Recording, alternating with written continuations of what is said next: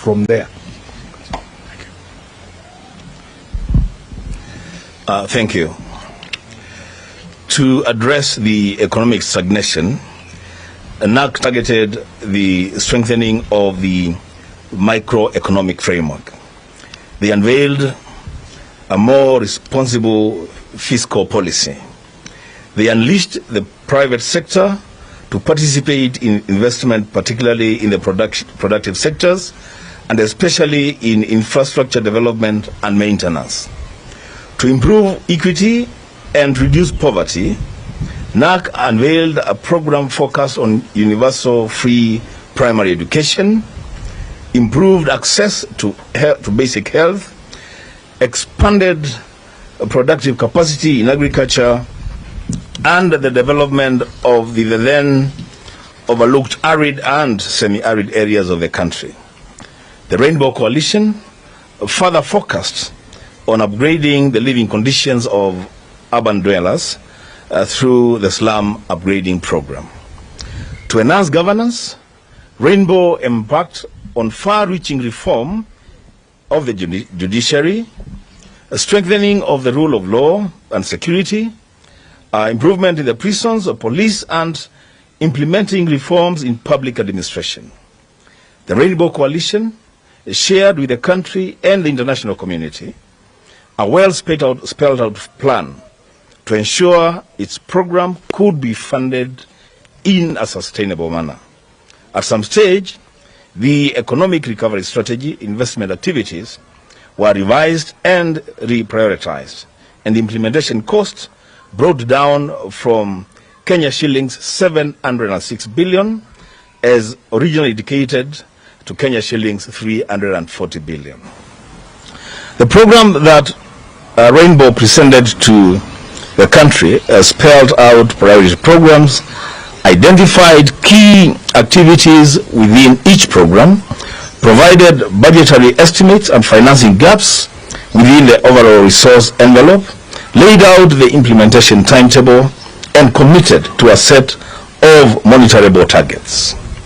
A prioritization workshop was held where all the activities in the logical framework of the program were prioritized in line with the sector objectives.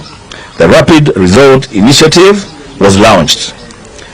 It is these sets of government organization that quickly made Kenyans be polled as the most optimistic people in the world upon the arrival of the NAC administration. Within the first 3 months, NAC's promise of free national primary education had taken off.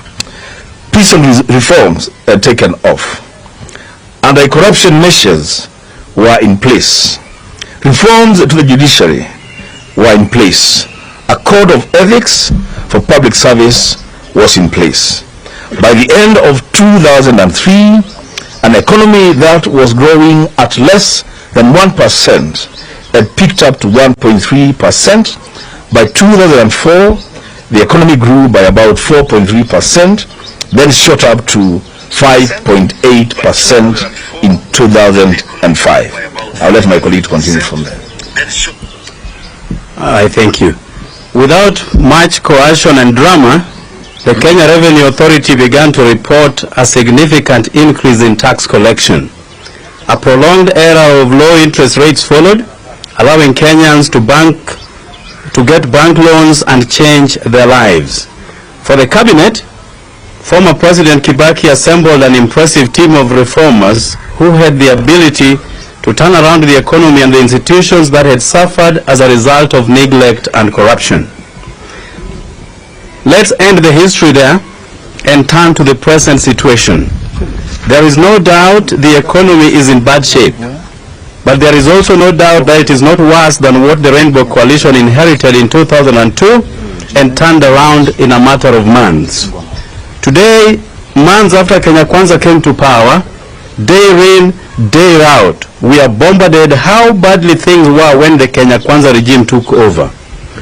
William Ruto never tires of telling us how President Uhuru Kenyatta ruined the economy and ruined the country. It does not seem to matter that Ruto was deputy president that entire period, it doesn't seem to occur to him that he found the State House budget pegged at 4 billion shillings, which he increased to 9 billion shillings ostensibly for tea and mandazi. He has introduced officers hitherto unheard of in public service, including prayer warriors called intercessors, office of the first daughter, and office of the spouse of the prime cabinet secretary. Rigathi Gachagua keeps threatening to name officials in Uhuru Kenyatta's government who looted the country.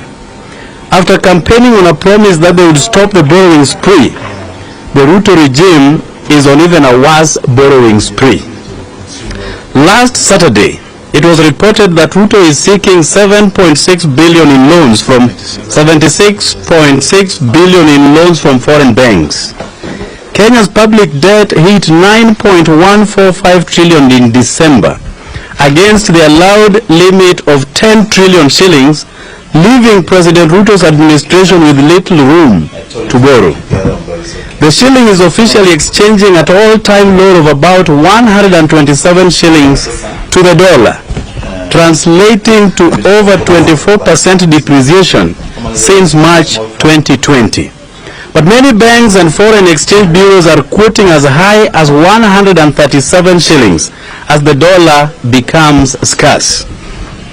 We do not pay cabinet secretaries or principal secretaries to tell us how bad things are. Kenyans know that already. We do not pay government to tell us where and how things went wrong and who is responsible.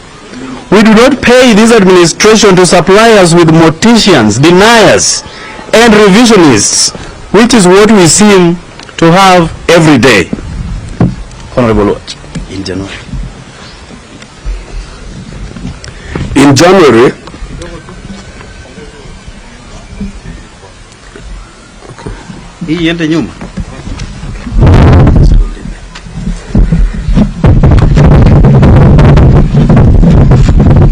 are we okay? In January, Professor Ndunu warned Kenyans of tough economic times ahead as energy and food costs saw an inflation rages in the fallout from the war in Ukraine.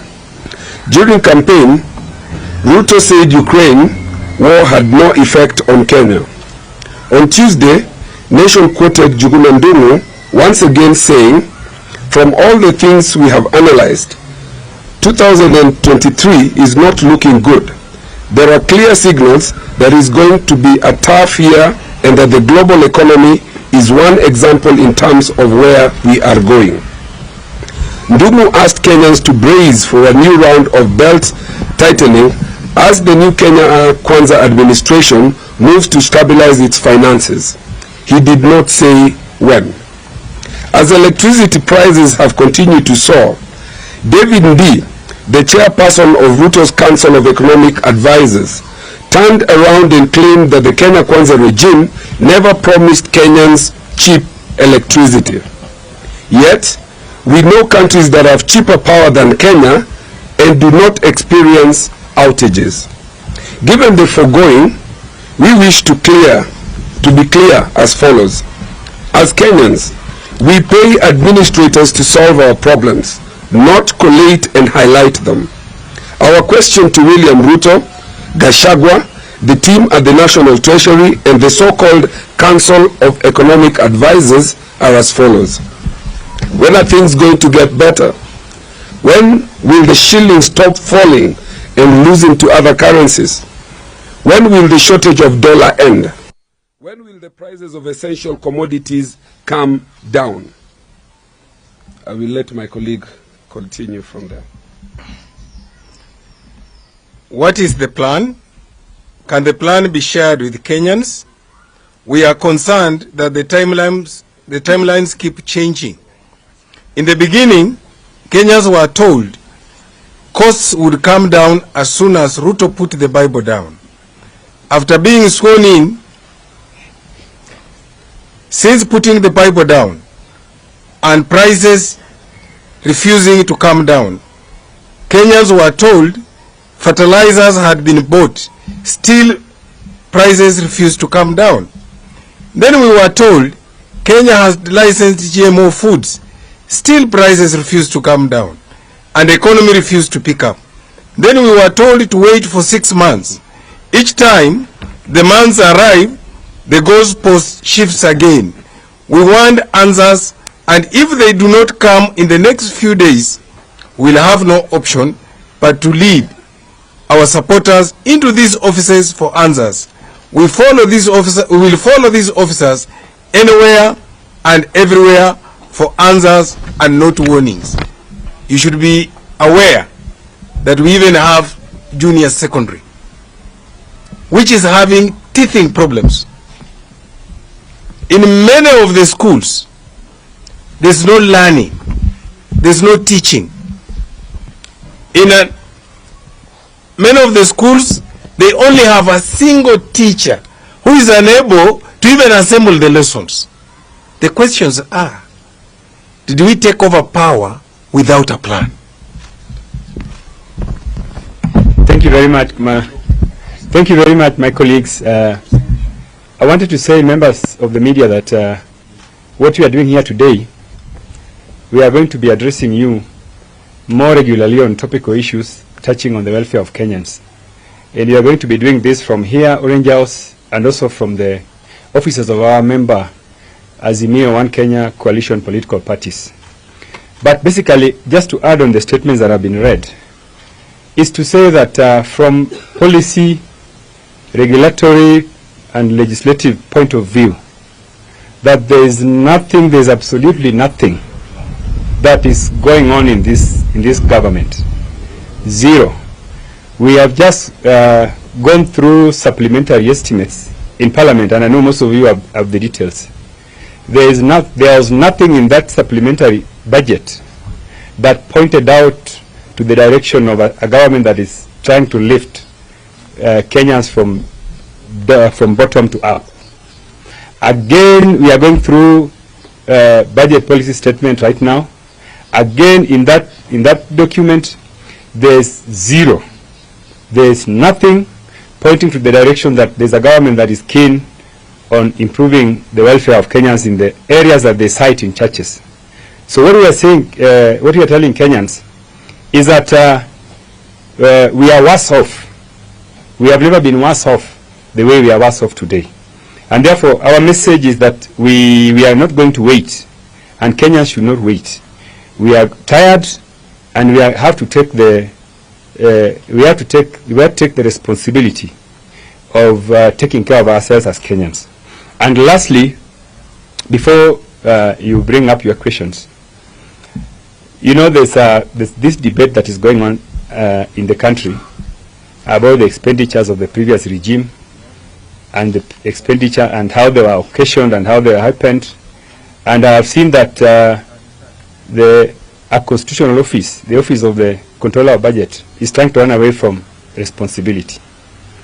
And I think this is dangerous, because that office was given the mandate of the independence mandate. That office was not supposed to be managed by anybody. In fact, Kenyans put faith in that office to help us check the excesses of our government. Therefore, I want to urge the Controller of Budget that you have to take responsibility for those expenditures, because we are not going to allow you to say that you are forced. You have the tenure of office and independence of the office, so you have to take responsibility. Secondly, the misuse or use of Article 223 in the Constitution is not something which is isolated. And actually, if you look at the records of expenditures since Mr. Ruto took over the reins of power, you will realize that they have spent more resources using Article 223 than even what was spent previously. And more importantly, that the resources that they have spent have been spent on useless things like, you know, prayers, interdenominational prayers, you know, setting up offices, useless offices. You know, the deputy, Mr. Gachagua has spent more resources than any other officer. And you know, the value he has to this government is zero. The only value he has got this government is the hiring. I've said this before. So what we are saying is that this article is being abused by this regime. and they cannot turn around and say that it is the previous regime. In fact, the previous regime, the items listed are actually developmental items. Monies were spent on essential services that actually were benefiting Kenyans at that particular time. Thank you very much. Do you have questions? Aya, asante sana. Tuchukue maswali tafadhali. Yes, Luke. Yes, I have one question, not very much related to... Please, let's start with the ones that are related to the statement, then we will come to yours. Maybe you can take note and then you answer it yes, later. Yeah, just let the others ask and then we'll take yours. I know what you want to ask me. Any other person? Gatete? That means the statement was comprehensive. People don't have any questions. I like that. Yes. Gatete from Citizens. Yes, a question. You're not giving us the timelines. You're just saying if the government does not do this within a few days, we are going to mobilize our supporters to go to these offices. These answers are urgent, Gatete. We have said that the government needs to come out and tell us and tell Kenyans that they have a plan for any of these things that we are addressing. We are tired of people, over-articulating the problem. As we have said, we have seen previous governments that arrived that were prepared on day one to tackle the problems of Kenyans. These matters cannot wait any longer because we represent people here in Nairobi, across the country. Kenyans are suffering. All they want to know is a plan. And every time we are told, oh, 6 months, oh, 1 year, and the goalposts keep shifting. What we are saying is, if we as the representatives of the people have been unable to extract a plan from these people, from the so-called government of Kenya Kwanza, we will take our people to Professor Ndumu's office so that he can explain to Kenyans what the plan is in terms of economic recovery. We don't want people to continue threatening to name individuals who have looted Kenyan money. If you have the names, call a press conference like this and tell Sifuna took 10 million. We have sent the details to the DCI and to the ESCC, the accountability agencies. Let them do the investigations because even Kenyans want to know. But we cannot have a government of lamentations. They don't have any plan. Every time they come, they tell us about the previous regime. The Kenya Kwanza administration, if it is an administration, must now start accounting for its time. For the time that you've been in office up to today. We have shown you by way of examples what the NAC government did in a matter of months. These characters who impose themselves on Kenyans, they have no plan. That's what we are saying. And maybe to add on that, Gatete, maybe to add on that. No, this issue of Kenyans being reminded all the time that somebody took money, somebody did what they did. As you pursue that line, which is okay. If somebody stole money, then go for those people. But as you do that, tell us what you're doing with the money that you're collecting now. Because you're collecting money now. Yeah, you're collecting money now. When you came into power, by whichever means you did, the previous government had subsidies for basic commodities. You lifted those subsidies. What are you doing with that money? We need to see you doing something, not always complaining. Thank you. Okay, any other question? Mheshimiwa, when Mheshimiwa was talking about the control of budget, I had Mheshimiwa Oluoch calling for her resignation. Maybe you can clarify that. We will address matters in the statement first. There are no more questions. Can we come to... Yes, very quickly. John from KBC. Yes, John. Once again, timelines. You've said few days. What are we looking at when we talk about days? You are aware that there are various programs that are going to be announced by the coalition. Part of that program will be announced tomorrow. Right. Yes. Look, now I think we are done with the statement. Let's hear yours. I'm sure ni mambo ya maandamano. Yes, maybe what Kenyans are expecting, because the 14-day ultimatum is lapsing tonight. What should Kenyans expect tomorrow? Yes, we were with Baba at the Senate yesterday, and he spoke to the media and told you to be patient. There will be a media address similar to this one tomorrow to set out the next course of action that we will be taking as a coalition. So I believe that's the end of it. Now this one, Vincent Oduor from NTV. Yes, Vincent. We know the deadline is elapsing to today midnight, and yesterday there were reports that an emissary was sent by President Ruto to try and set up a meeting with the former President Uhuru Kenyatta. And the former president flatly refused. And they used his cousin Kungu. I don't know if where are you getting that? Because I don't think any one of us here is aware of what you are discussing. It was an exclusive information that I had. I don't know if you guys are aware of, or in fairness to us, allow us to answer things that are within our knowledge. But from that point of view, are you, Vincent? Is there anything coming from the other side with regards to the deadline? Vincent, we will be speaking to the country tomorrow as the Azimio coalition upon expiry of the deadline to set out the next course of action. Is there any other question? Yes.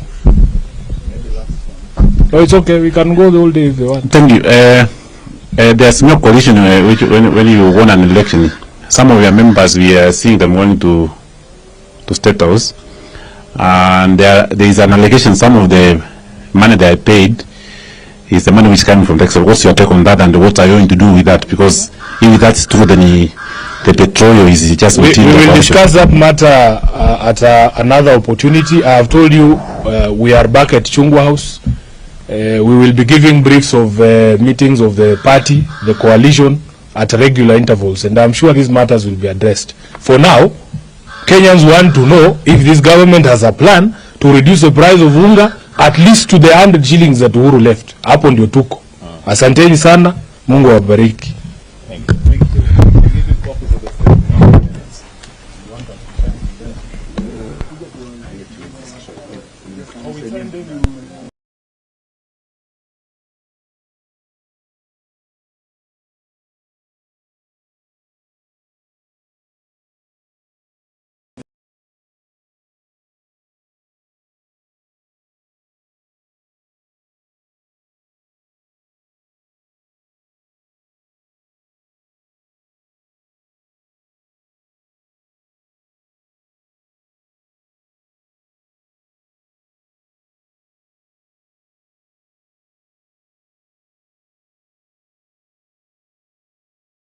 I've just gone through supplementary estimates in Parliament, and I know most of you have the details.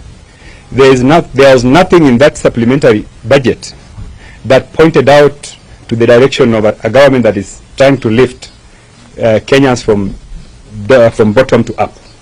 Again, we are going through budget policy statement right now. Again, in that document, there's zero.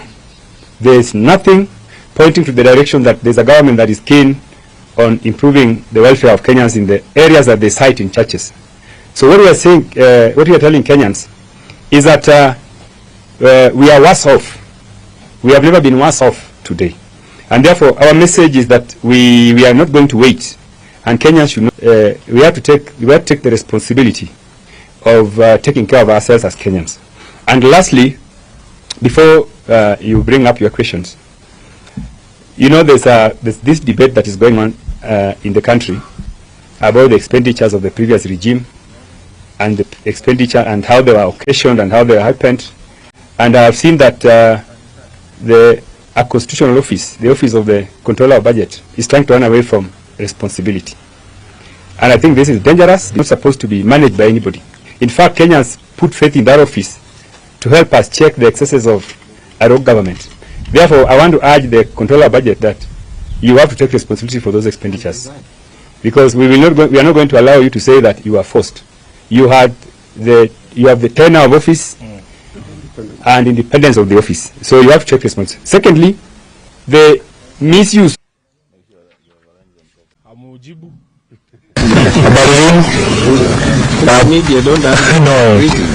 Thank you so much. It's good to see you back here at Chungwa House. Maybe I should say Happy New Year. We have not seen each other here for a long time. So before you is a caucus of the Azimio One Kenya Alliance Members of Parliament. We have a statement here that we are going to read in turns because we want it to be clear and understood by the audience that is the Kenyan people. So I will start off here with me. Mheshimiwa Nabina Bwera is the Member of Parliament for Lugari. Then we have Mheshimiwa Anthony Oluoch, he's a Member of Parliament for Madare constituency. Jared Okello, Member of Parliament for Nyando in Kisumu. Mheshimiwa Enoch Wambua is the senator for Kitui and also the deputy minority leader in the Senate, and of course Mheshimiwa Sam Atandi, the member of parliament for Alego Usonga. So we'll take turns reading this statement. It is fairly lengthy and detailed, but we wish that you be patient with us. So the statement is titled, "Where is the bottom, Bwana Ruto? Where is the bottom?" Ladies and gentlemen, we come before you as a caucus of the Azimio One Kenya Alliance, drawn from both houses of parliament, who have seen the need to seek answers on pressing economic and governance matters on behalf of the citizens of Kenya. We have a shared concern that Kenyans are being lied to and taken round in circles, particularly on the issue of the economy.